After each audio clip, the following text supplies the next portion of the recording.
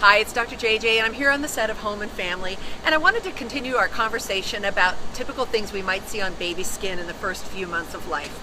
One thing is called Mongolian spots, and typically what these look like are grayish blue, almost bruise-like areas of the skin that typically appear in kids who come either from African, Asian, or Mediterranean cultures, because face it, if you have dark hair or dark eyes, you have more pigment in your skin called melanin.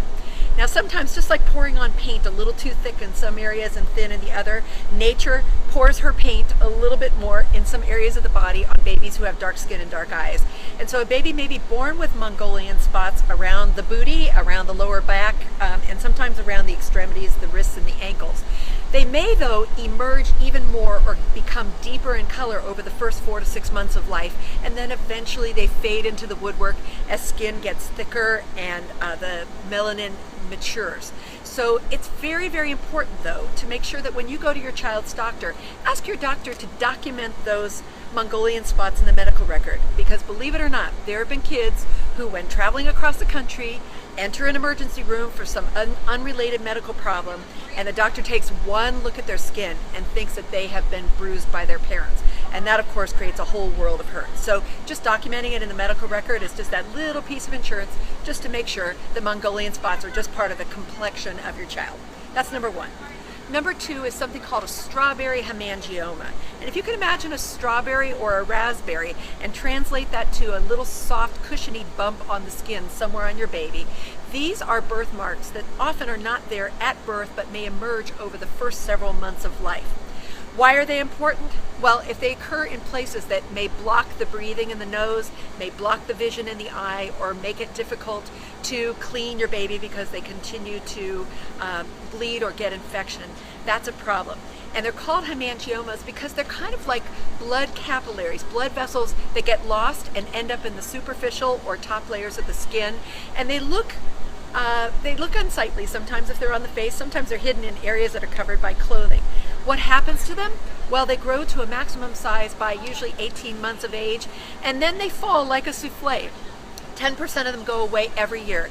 And the way you know if your child's hemangioma is going away is that it goes from pink to having a grayish blue center, and then over a period of several months it deflates.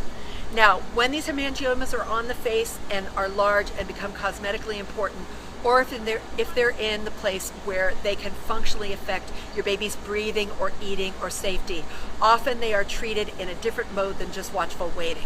So if you are concerned about your baby's strawberry hemangioma, talk with your doctor about what your options are, because believe it or not, there are many experts out there who just specialize in hemangiomas and know exactly what to do.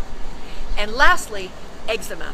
You know, we always think about eczema as a rash for older children, when in fact many infants, even if they're just exclusively breastfeeding or exclusively on formula, can develop this itchy, red, scaly rash. Now in adults, eczema typically happens in the crooks of the elbows or the backs of the knees or around the neck. But in babies, it can be a head-to-toe proposition. And if you can imagine inflamed, red, itchy skin, head to toe in a young baby like Alexandra, that would just turn you inside out as a parent.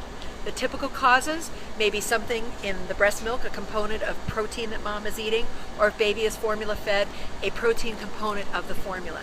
So if your baby looks like they have red, itchy skin that goes beyond the typical cradle cap distribution, talk with your doctor about what to do.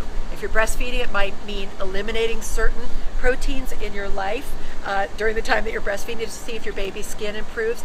Make sure you use products on your baby's skin that are hypoallergenic and meant for eczema, and you can go to NEA or nationaleczema.org to find a great list of safe products to use on your baby if you're concerned about eczema.